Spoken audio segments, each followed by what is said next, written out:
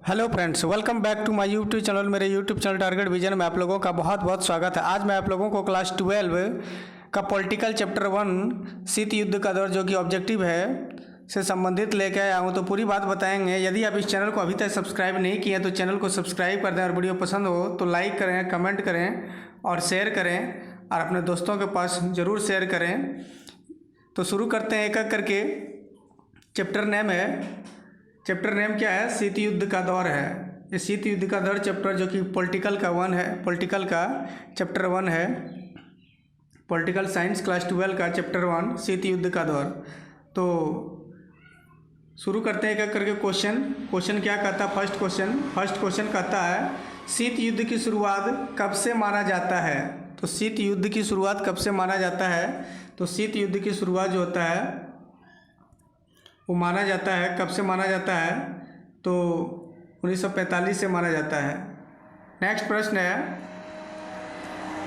प्रश्न है कौन से दो गुटों के बीच शीत युद्ध चला? तो शीत युद्ध जो चला, पूरी बात बता रहे हैं, अच्छे से समझें। शीत युद्ध जो चला वो अमेरिका और संयुक्त राज्य अमेरिका और सोवियत संघ यानी रूस के बीच में। तो क्या हो जाएगा? अमेरिका और सोवियत संघ के बीच में चला। क्यों चला ये लड़ाई? इसलिए चढ़ा ताकि दोनों देश कह रहे थे कि अमेरिका कह रहे थे कि शक्तिशाली मैं हूँ और सोवियत संघ कह रहे थे कि शक्तिशाली मैं हूँ। तो उसी के होड़ में दोनों देश के बीच में ये शीत युद्ध हुआ। नेक्स्ट प्रश्न की ओर चलते हैं। नेक्स्ट प्रश्न क्या कहता है? निम्नलिखित में कौन शीत युद्ध के प्रमुख कारण रहे? तो शीत युद्ध के प्रमुख कारण कौन है? तो शीत युद्ध के प्रमुख कारण सभी है। अमेरिका एवं सोवियत संघ के बीच सैद्धांतिक मतभेद, दोनों के बीच में मतभेद चल रहा था। नेक्स्ट है विजित प्रदेशों पर आधिपत्य संबंधी विवाद, युद्धकालीन निर्णयों का अतिक्रमण, यानी कि ऑप्शन नंबर डी हो जाएगा। नेक्स्ट प्रश्न की ओर चलते हैं। नेक्स्ट प्रश्न क्या कहता है? सोवियत संघ में साम्यवादी शासन की स्थापना कब हुई? तो स्थापना कब हुई? कहता प्रश्न संघ में साम्यवादी शासन की स्थापना कब हुई? तो 1917 में हुई थी। नेक्स्ट प्रश्न है कहता है लाल सेना निम्नलिखित में से किस देश की सेना को कहा जाता है? लाल सेना, बहुत ही महत्वपूर्ण बात है जाने कि लाल सेना किस देश की सेना को कहा जाता है। तो ये ब्रिटेन की सेना को कहा जाता है। ऑप्शन बी हो जाएगा। ब्रिटेन नहीं बल्कि सोवियत संघ की सेना को कहा जाता है। नेक्स्ट है बहुत ही महत्वपूर्ण क्वेश्चन है। कहता है हिरोशिमा और नागासाकी पर परमाणु बम का प्रयोग कब किया गया? और कौन से देश किए इसका कमेंट कीजिए कमेंट बॉक्स में। तो 1945 में अणु बम का प्रयोग किया गया था। 1945 में कौन से देश ने गिराया था और किस देश पे गिराया था? तो अमेरिका ने जापान पे गिराया था। नेक्स्ट प्रश्न की ओर चलते हैं। मार्शल योजना कब शुरू हुई? तो मार्शल योजना जो शुरू हुआ वो 1948 में शुरू हुआ। नेक्स्ट प्रश्न की ओर चलते हैं।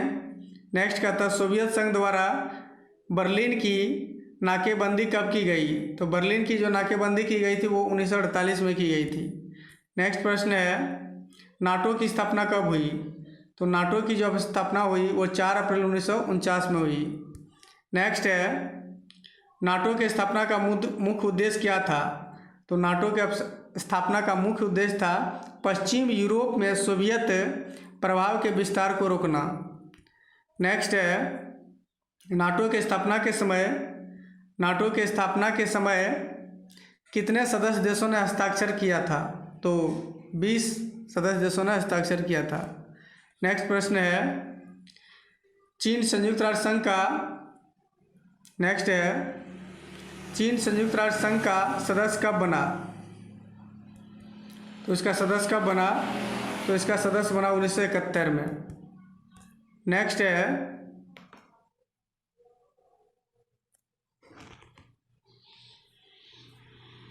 नेक्स्ट प्रश्न है अमेरिका में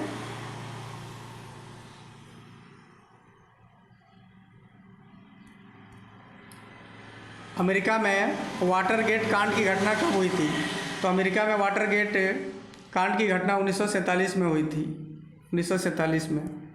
नेक्स्ट है, प्रथम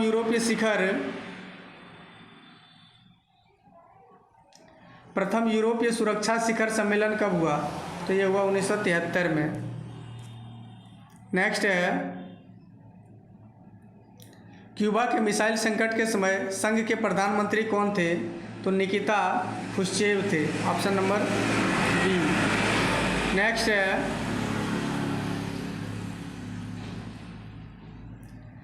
है मार्शल योजना क्या थी? तो यूरोप के देशों को पुनर्निर्माण हेतु अमेरिकी सहायता, ये मार्शल योजना। नेक्स्ट है, नाटो से संबंधित कौन सा विकल्प सही है? तो नाटो से संबंधित कौन सा विकल्प सही है? उत्तर अटलांटिक संघ संगठन है नाटो, ये। नेक्स्ट है 18 नंबर, किस देश के प्रभुत्व से एक ध्रुवता कायम हुई? तो किसके प्रभुत्व से? तो अमेरिका के प्रभुत्व से एक ध्रुवता कायम हुई, यानी कि एक ही देश शक्तिशाली रहे। नेक्स्ट है, संयुक्त राष्ट्र संघ की स्थापना, संयुक्त राष्ट्र संघ के स्थापना से संबंधित निम्नलिखित में से कौन सा विकल्प सही है? तो उपयुक्त सही है, सभी सही है। नेक्स्ट है, हेलसिंकी भावना का संबंध निम्नलिखित में से किससे है? तो किससे है? तो तनाव शिथिल से, ऑप्शन नंबर बी। नेक्स्ट है, गुट निरपेक्षता की नीति किस महादेश के मूल्य के लोगों के नवजागरण का परिणाम था? तो किसका था? तो ये था एशिया महादेश का, ऑप्शन नंबर बी। नेक्स्ट है, निम्नलिखित में से किनके प्रयास से गुट निरपेक्षता की नीति अस्तित्व में आए? किसके प्रयास से? तो पंडित जवाहरलाल नेहरू के प्रयास से ही आए, ऑप्शन नंबर ए। नेक्स्ट है, तो इसमें से इसका आंसर सभी के प्रयास से हो जाएगा। Pandit Jawaharlal Nehru, Gamal Abdel Nasser, Marshal Josip Broz Tito, तीनों के प्रयास, यानी ऑप्शन नंबर डी हो जाएगा। नेक्स्ट है,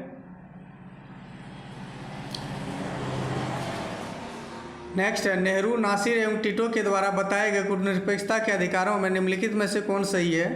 तो राष्ट्र द्वारा एक स्वतंत्र नीति पर चलना, सदस्य राष्ट्रों द्वारा उपनिवेशवाद का विरोध, सदस्य राष्ट्र द्वारा किसी सैनिक गुट अलग रहना, उपयुक्त में से सभी हो जाएंगे। नेक्स्ट है, गुट निरपेक्षता को प्रोत्साहित करने वाले प्रमुख कारक कौन है? जो कि गुट निरपेक्षता को कर रहे, तो कौन है प्रमुख कारण? ये शीत युद्ध, सैनिक युद्ध से अलग, राष्ट्रों का स्वतंत्र अस्तित्व की इच्छा, उपयुक्त सभी हो जाएगा। नेक्स्ट है, अमेरिका ने 1970 तक किस साम्यवादी देश को संयुक्त राष्ट्र का सदस्य नहीं बनने दिया? तो किसका बनने दिया है? तो बनने नहीं दिया, सोवियत संघ को बनने नहीं दिया, ऑप्शन नंबर साम्यवादी, यानी कि साम्यवादी चीन को बनने नहीं दिया। नेक्स्ट है,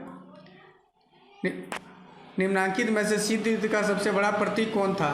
तो शीत युद्ध का सबसे बड़ा प्रतीक जो था वो बर्लिन दीवार का खड़ा किया जाना था। ये शीत युद्ध का सबसे बड़ा प्रतीक यानी चिन्ह था। नेक्स्ट है, दूसरा विश्व युद्ध कब से कब तक चला?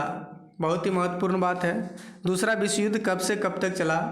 तो पहला नहीं बता रहा, दूसरा पूछा है, तो 1939 से 1945 तक चला। कमेंट सेक्शन में करें कि पहला विश्व युद्ध कब हुआ।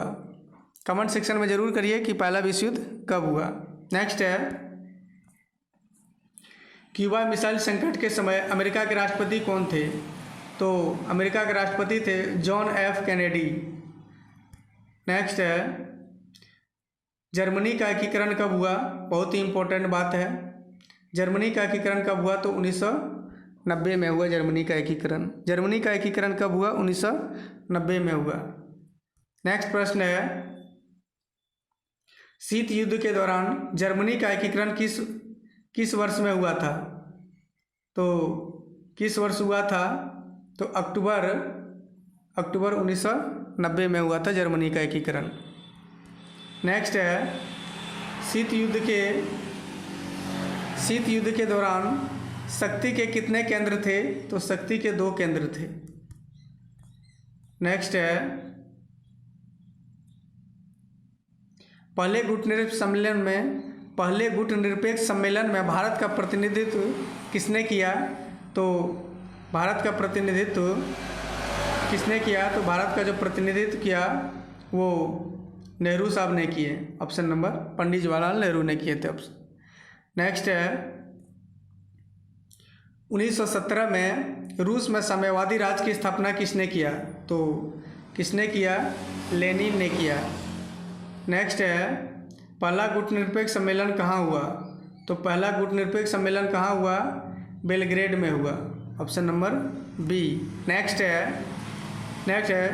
दूसरी दुनिया के देशों में किस प्रकार के देश आते हैं? तो दूसरी दुनिया के देशों में किस प्रकार के देश आते हैं? तो गुटनिरपेक्ष देश आते हैं। नेक्स्ट है गुटनिरपेक्ष देशों का शिखर सम्मेलन नई दिल्ली में कब आयोजित किया गया था? तो कब किया गया था? 1985 को किया गया था।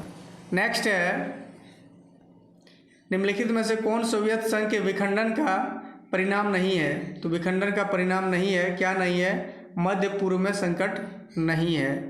नेक्स्ट है निम्नलिखित में से कौन एक गुटनिरपेक्ष आंदोलन के जनक नहीं थे? तो इसमें कौन एक जनक नहीं थे? गुटनिरपेक्ष का जो आंदोलन हुए उसका जनक कौन नहीं थे? तो सुकर्णो इसमें थे, अराफत नहीं थे, मार्शल टीटो थे, पंडित जवाहरलाल नेहरू थे।